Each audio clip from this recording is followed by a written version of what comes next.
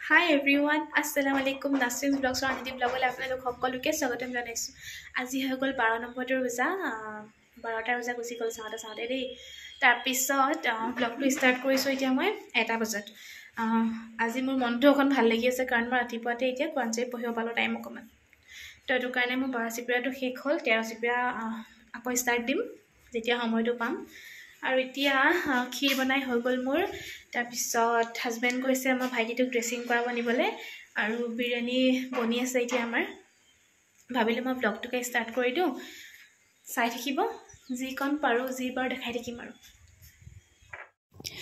এয়া দেখিছে ন গাইজ, এয়া ক্ষীৰ বনাই হৈ গ'ল আৰু ঠাণ্ডা হ'বৰ কাৰণে এনেকৈ তলত থৈ দিওঁ ফেন চলাই। আৰু লগতে অকণমান মাজে মাজে এনেকৈ লৰাই থাকোঁ, তেতিয়া ঠাণ্ডাটো সোনকালে হয় কাৰণ ঠাণ্ডা হ'লেহে পেকেটিং কৰিবলৈ ভাল হয় আৰু ক্ষীৰ ঠাণ্ডাকেই খাবলৈ ভাল। কি কয় আপোনালোকে? আৰু এইফালে এতিয়া মই বিৰিয়ানীৰ কাৰণে চাউলটো বইল কৰি আছোঁ আৰু বাবুৱে এইফালে মোক খৰি কাটি দি আছে আৰু সেইফালে আমাৰ কাৰিকৰ দাই কোপ্তা চিঙৰা বনাই আছে।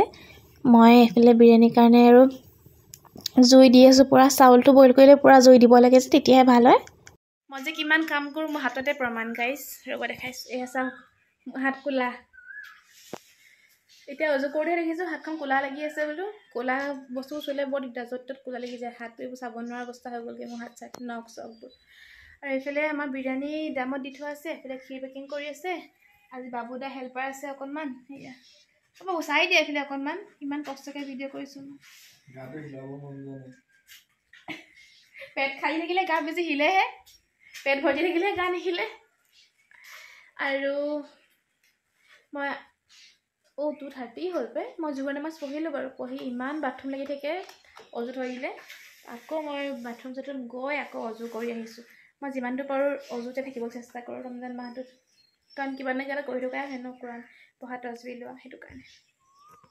খুৰা এটা ভিডিঅ' বনাই লওঁ নেকি ইনষ্টাগ্ৰামৰ কাৰণে। আৰু এতিয়া এইফালে ক্ষীৰ পেকিং কৰি হৈ গ'ল, লগতে কাৰ্টুনটোত ভৰাই আছে। এনেকৈ কাৰ্টুনটোত লৈ যায়, তাৰপিছত তাত গৈ উলিয়াই দিয়ে দোকানত গৈ পেলাই। তো এতিয়া আহি গ'লোঁ মই ইফতাৰ বনাবলৈ। আজি তেনেকৈ ইফতাৰ বনোৱা নাই কাৰণ এয়া আমাৰ ইফতাৰী দি পঠিয়াইছে। এতিয়া হৈ গ'ল আৰু চবে এটা ইফতাৰী দি পঠিয়াবলৈ টাইম। আৰু মই বনাইছোঁ এতিয়া গুজ ভাজি বনাম, কাষ্টাৰ্ড বনালোঁ আৰু চাগে ৰুটি বনাই দিম। আৰু ফ্ৰুটছখিনি আছে সেয়া মই খাই দিম, হৈ যাব। ৰুটি বনাবলৈ টাইম নহ'ব চাগে, এতিয়া 5টালৈ 10 মিনিটমান আছেহে নেকি, 10 মিনিটমান আছে। ৰুটি বনাবলৈ টাইম নহ'ব চাগে, গুজ ভাজিকণ পাতি লওঁ আগে। আৰু এতিয়া মই মাংস ভাজি বনাবলৈ লৈছোঁ, তো ভাবিছোঁ আপোনালোককো দেখাওঁ ৰেচিপিটো। ক'বলগীয়া একো নাই, আপোনালোকে চালেই গম পাই যাব। খালি এটা টুইষ্ট ইয়াত আছে, নৰসিংহ পাত দিম মই, যাতে টেষ্টটো ইনহেঞ্চ কৰে। আৰু লগতে মই দৈ ব্যৱহাৰ কৰিম। বাকী গোটেইখিনি একেই আৰু চব দেখিয়ে থাকিব, তেনেহ'লে চাই থাকক হা।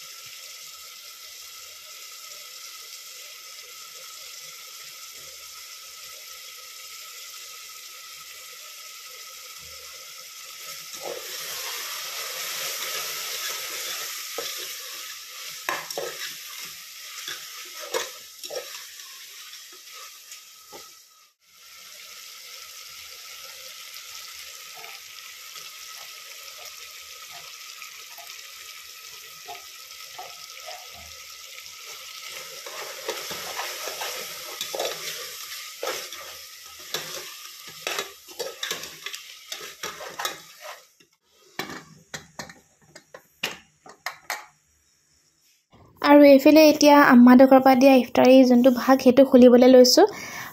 খুলি ভাগ ভাগকৈ থৈ দিলে বস্তুবোৰ ভাল লাগে এনেকৈ পেকেটত সোমাই থাকিলে বৰ এটা ভাল নালাগে যে সেইকাৰণে মই খুলি ধুনীয়াকৈ উলিয়াই থৈ দিওঁ আৰু ইফালে পোলাও দি পঠিয়াইছে আম্মাই বাকী ফল মূল যিখিনি থাকে আৰু কণী কল সেইবোৰে বহুত ধুনীয়াকৈ বনাই দিছে বাৰু আম্মাই দেই আৰু প্ৰায় 8টামান হুইচেল মৰাৰ পিছত এয়া আমাৰ মাংস ৰেডি হৈ গ'ল খাবলৈ খুব টেষ্টি হৈছিল আপোনালোকে এনেকৈ ট্ৰাই কৰি চাব দেই এনেকৈ চিকেনো বনাব পাৰে খালি হুইচেল নামাৰিলে হ'ল আৰু এতিয়া ইফতাৰী কৰি মই নামাজো পঢ়ি আহিলোঁ এফালে বাবুৱে খাই আছে মোক কৈ আছে মোক কেলে ভিডিঅ' কৰিছা আৰু এফালে মই খাই আছোঁ এফালে আব্বাই আমাৰ নামাজ পঢ়ি আছে আৰু লগতে ব্লগটো মই এনেদৰে শেষ কৰি দিওঁ যদি চাই ভাল পালে তেনেহ'লে please like comment share subscribe and follow' কৰিব আজিলৈ আহিছোঁ বাই বাই খুদা হাফিজ